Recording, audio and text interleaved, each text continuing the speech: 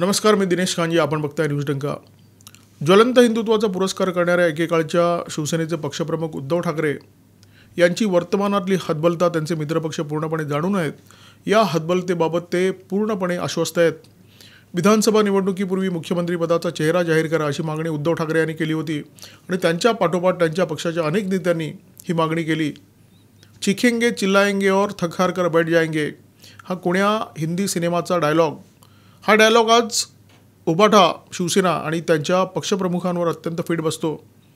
काँग्रेस नेते 2 दिवस म्हणजे आज आणि उद्या असे 2 दिवस काँग्रेसचं केंद्रीय नेतृत्व मुंबईमध्ये आहे आणि या 2 दिवसाच्या काळामध्ये उबाटा शिवसेनेचे नेते पुन्हा एकदा मुख्यमंत्रीपदाचा चेहरा जाहीर करा अशी बोंब ठोकणार आहेत आणि काँग्रेस नेते पुन्हा एकदा त्याच्याकडे दुर्लक्ष करणार आहेत. दिवंगत पंतप्रधान राजीव गांधी यांची आज जयंती आहे. हा दिवस सद्भावना दिवस म्हणून साजरा करण्यात येतो. यानिमित्त काँग्रेसचे अध्यक्ष मल्लिकार्जुन खरगे आणि महाराष्ट्राचे प्रभारी रमेश चेन्नीथला हे दोन्ही नेते मुंबईमध्ये आहेत. आज आणि उद्या असा 2 दिवस त्यांचा मुक्काम आहे. उद्या महाविकास आघाडीच्या बैठकीमध्ये हे दोन्ही नेते सहभागी होणार आहेत. 16 ऑगस्टला मुंबईमध्ये महाविकास आघाडीची निर्धार सभा झाली आणि या निर्धार सभेमध्ये पक्षप्रमुख उद्धव ठाकरे यांनी विधानसभा निवडणुकीपूर्वी मुख्यमंत्रीपदाचा चेहरा जाहीर करा अशा प्रकारची मागणी केली होती. उद्याच्या महाविकास आघाडीच्या बैठकीमध्ये उबाटा शिवसेनेच्या नेत्यांकडून ही मागणी पुन्हा एकदा रेटली जाणार अशी शक्यता आहे. उद्धव ठाकरे यांच्या या मागणीबद्दल काँग्रेस नेते फारसे गंभीर नाही आहेत आणि ही बाब माजी मुख्यमंत्री पृथ्वीराज चव्हाण यांनी अत्यंत स्पष्टपणे सांगितली होती. परंतु बेताळाला खांद्यावर मारून नेणाऱ्या राजा विक्रमाप्रमाणे पक्षप्रमुख उद्धव ठाकरे आणि त्यांचा पक्ष ही मागणी हा हट्ट सोडायला अजिबातच तयार नाही आहेत. उद्धव ठाकरे यांचे स्वीय सचिव आणि ताजे विधान परिषदेवर गेलेले आमदार मिलिंद नार्वेकर यांनी या संदर्भात उद्धव ठाकरे यांना एक पत्र लिहिलं होतं. खरं तर पत्र लिहिण्याची काहीच गरज नव्हती. मीडियासमोरसुद्धा त्यांना मन मोकळं करता आलं असतं, जसं संजय राऊत रोज सकाळी 9 वाजता करतात. संजय राऊतांनी मीडियासमोर येऊन सांगितलं होतं की उद्धव ठाकरे हाच आमचा चेहरा आहे. पत्राचा सुपस्कार करण्यापेक्षा मीडिया जास्त सोयीचा असताना मिलिंद नार्वेकर यांनी पत्राची उठाठेव केली. दिल्लीतल्या एखाद्या नेत्याला महाराष्ट्रातल्या नेत्याने पत्राद्वारे काहीतरी विचार कळवावा ही बाब ठीक होती. म्हणजे उद्या पंतप्रधान नरेंद्र मोदी यांना जर मिलिंद नार्वेकर यांनी पत्र लिहिलं असतं तर ते ठीकसुद्धा होतं. परंतु उद्धव ठाकरे यांना त्यांनी पत्र लिहिणं म्हणजे घरच्याच व्यक्तीने घरच्या दुसऱ्या व्यक्तीला पत्राने काही विचारण्यासारखं किंवा सांगण्यासारखं आहे. म्हणजे मिलिंद नार्वेकरांच्या पावलावर पाऊल ठेवून कदाचित उद्या आदित्य ठाकरे हे त्यांच्या पप्पांना पत्र लिहितील, काही सल्ला देतील किंवा त्यांच्याकडून काही सल्ला मागतील. नार्वेकरांना जे मातोश्रीवर जाऊन उद्धव ठाकरे यांच्या कानात सांगता आलं असतं ते सांगण्यासाठी नार्वेकर यांनी अख्खं एक पान वाया घालवलं. या पत्रामध्ये असं लिहिलं तरी काय होतं.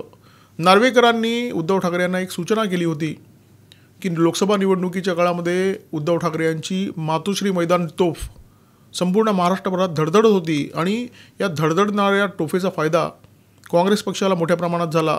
काँग्रेसच्या खासदारांची संख्या 1 वरून थेट 13 गेली. परंतु उबाटा शिवसेनेला मात्र याचा फारसा फायदा झाला नाही.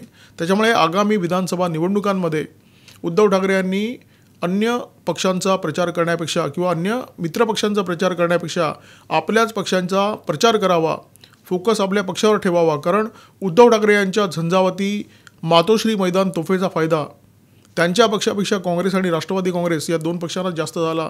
त्यामुळे नार्वेकर यांनी त्यांना सल्ला दिलेला आहे की इतरांसाठी झिजू नका, आपल्याच पक्षाचा प्रचार करा. म्हणजे नार्वेकरांना आपल्या नेत्याला या पत्राद्वारे असं सुचवायचं आहे की काँग्रेस आणि राष्ट्रवादी काँग्रेस शरदचंद्र गट यांच्यासाठी फारशी मेहनत घेऊ नका. कारण गेल्या निवडणुकीमध्ये तुमची तोफ धडाडली, परंतु त्या धडाडलेल्या तोफेचा फायदा काँग्रेस पक्षाला जास्त झाला, आपल्या पक्षाला झाला नाही. आणि त्याच्या मोबदल्यामध्ये काँग्रेस पक्षाने आपल्याला काय दिलं? आपल्याला दिलं प्रचार प्रमुख पद. म्हणजे मुख्यमंत्रीपदाचा चेहरा म्हणून तुमचं नाव जाहीर करण्याचं सोडून काँग्रेस पक्षाने पुन्हा एकदा मेहनत करण्याची जबाबदारी आपल्यावर सोपवली आणि त्याचा फायदा पुन्हा एकदा काँग्रेसला होणार आहे असं बहुधा नार्वेकरांना सुचवायचं होतं आणि पत्राद्वारे ते त्यांनी सुचवण्याचा प्रयत्नसुद्धा केलेला आहे.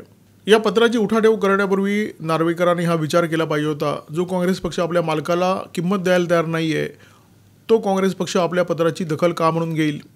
काँग्रेसचे नेते आज उद्धव ठाकरे यांना किंमत द्यायला तयार नाही आहेत. त्याचं कारण स्पष्ट आहे. त्यांना उद्धव ठाकरे यांची हतबलता माहिती आहे. कारण आज उद्धव ठाकरे यांच्याकडे ना त्यांच्या पक्षाची विचारधारा आहे ना त्यांचा हक्काचा मतदार. काही काळापूर्वी शरद पवार यांनी असा स्पष्ट निर्वाळा दिला होता की उद्धव ठाकरे यांचा विचार आमच्या विचारासारखाच आहे. आता शरद पवारांचा विचार कोणता? तर शरद पवारांचा विचार हा गांधी नेहरूंचा विचार आहे असं शरद पवारांनी अनेक वेळा सांगितलेलं आहे. त्यामुळे उद्धव ठाकरेंचा जो विचार आहे तो निश्चितपणे शिवसेना प्रमुख बाळासाहेब ठाकरे यांचा विचार नाही आहे. आज उद्धव ठाकरेसुद्धा काँग्रेसच्याच विचारावर चाललेले आहेत. त्यांचा जो मतदार आहे तो कोण आहे? ज्या मतदारांमुळे उद्धव ठाकरे यांच्या पक्षाचे 9 खासदार लोकसभा निवडणुकीमध्ये विजयी झाले, तो मतदारसुद्धा उद्धव ठाकरे यांचा नाही आहे. मुस्लिम मतदार हा परंपरागत काँग्रेसचा मतदार मानला जातो आणि आज तोच मतदार उद्धव ठाकरे यांच्या पक्षाला काँग्रेसने उधारीवर दिलेला आहे. फक्त उद्धव ठाकरे हतबल नाही आहेत, त्यांच्या पक्षाचे आमदार खासदारसुद्धा हतबल झालेले आहेत. नाशिकमध्ये दंगा झाला आणि त्या दंग्यानंतर दंगेखोरांनी नाशिकचे खासदार राजाभाऊ वाजे जे उबाटा शिवसेनेचे आहेत त्यांना फोन करायला सुरुवात केली, त्यांच्याकडे मदत मागायला सुरुवात केली. दंगेखोरांनी फोन केले, दंगेखोरांच्या नातेवाईकांनी फोन केले. हे मदतीची मागणी करत होते. पोलीस स्टेशनमध्ये आम्हाला कोणी विचारत नाही आहे, पोलीस स्टेशनमध्ये तुम्ही फोन करा. आणि राजाभाऊ वाजे यांना या मागणीसमोर मान तुकवावी लागली. शिवसेना प्रमुख बाळासाहेब ठाकरे आपल्या भाषणाची सुरुवात माझ्या तमाम हिंदू बंधू भगिनी आणि मातांनो अशा प्रकारे करत आणि त्याच्यानंतर त्यांच्या समोर असलेले शिवसैनिक त्यांची ऊर्जा टाळ्यांचा प्रचंड मोठा कडकडाट करत असत. उद्धव ठाकरे यांनी ते शब्द उचलले, परंतु काँग्रेससोबत गेल्यानंतर त्या शब्दांना त्यांनी रामराम ठोकला. हिंदू हा शब्द त्यांनी सोडून दिला आणि त्याच्यानंतर आत्ता त्यांच्यासमोर जी ऊर्जा उपस्थित राहते ती डोक्यावर जाळीदार टोपी घातलेली आणि दाढी वाढवलेली असते. आणि याच हतबलतेमुळे उद्धव ठाकरे आज मातोश्रीवर अबू आझमी यांचं स्वागत करतात. याच हतबलतेमुळे त्यांच्या पक्षाचे सचिव माजी खासदार विनायक राऊत हे अबू आझमी यांचा उल्लेख साहेब अशा प्रकारे करतात.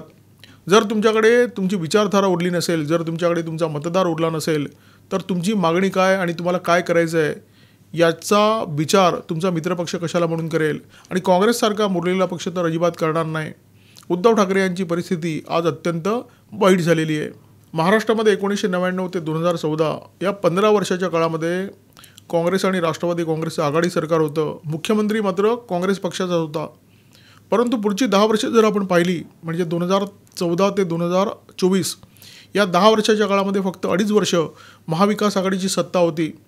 3 पक्षांनी एकत्र मिळून सत्ता स्थापन केली होती आणि त्याच्यामध्ये काँग्रेसची भूमिका अत्यंत नाममात्र होती. लोकसभा निवडणुकीनंतर काँग्रेसला असं चित्र दिसतंय की कदाचित पुन्हा एकदा महाराष्ट्राला काँग्रेसचा मुख्यमंत्री मिळू शकतो आणि म्हणून काँग्रेस पक्ष अत्यंत सावधगिरीने खेळी करतोय. उबाटा शिवसेना हा पक्ष आपल्यावर अवलंबून आहे हे आता काँग्रेस पक्षाला कळून चुकलेलं आहे.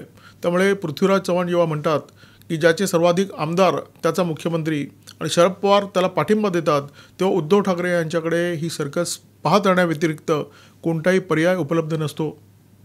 न्यूज डंकाच्या या व्हिडिओमध्ये तुर्तास इथेच थांबतोय. व्हिडिओ जर आवडला असेल तर लाईक करा, शेअर करा आणि अशा प्रकारच्या माहितीपूर्ण व्हिडिओसाठी सबस्क्राईब करा आमचा यूट्यूब चॅनल. नमस्कार आणि धन्यवाद. आमचा व्हिडिओ जास्तीत जास्त लाईक करा, शेअर करा आणि आमचे यूट्यूब चॅनल सबस्क्राईब करा. धन्यवाद.